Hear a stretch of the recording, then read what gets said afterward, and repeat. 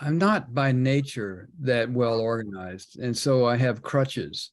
And the crutch, the main crutch, I suppose, is I use note cards because my memory is faulty, uh, and I read a lot. I do a lot of research. I do a lot of interviewing, but I can't hold all that together in my mind. So I put down the relevant part on note cards, and then it's, after that you have to categorize them. And so if you're writing about bin Laden, you know that you're going to write about his family and his wives, 5 of them, I think. And so there'll be a section for bin Laden family, wives, children, education, business, that sorts of things. So you know what you're looking for. But then, you take down note cards, and some of them are kind of odd. They don't fit anywhere that's normal. And so you have to create new categories. And that's what leads you into kind of interesting material.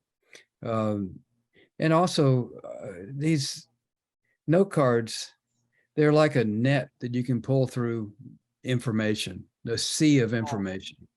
And you capture things that you wouldn't have imagined if you didn't use that system. I once wrote about Madeleine Murray O'Hair, for instance, who was a famous atheist. Sure. And she was such a blowhard and really funny character to write about. But she made all these claims. And, going through her bios and the interviews that she'd given over the years, I just dutifully kept, like her education. She went to this law school. Oh no, she went to this law school. Oh no, she got this degree. No, it's this degree. And pretty soon I had a mass of contradictions that conclusively proved that she was a liar. And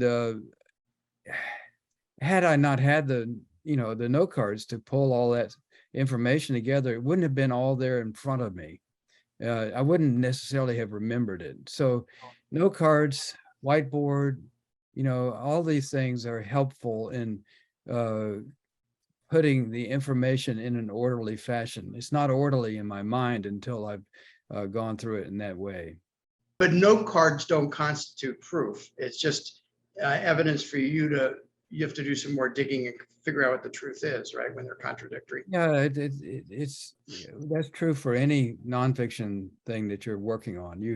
You have assertions, and some of these assertions are backed up by documents or interviews or books and so on, and then you try to test it to see if this material that you have can withstand cross-examination.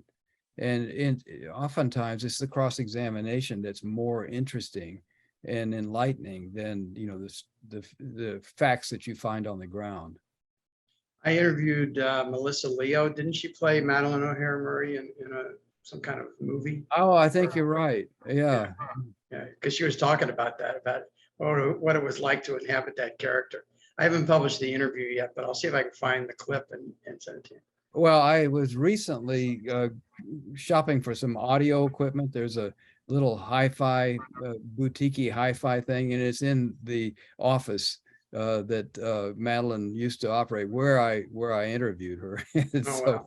It was weird to go through that building. It's a very modest little building with all these stereo receivers and stuff like that, where there had been Madeleine and her son and her granddaughter, all of whom were murdered.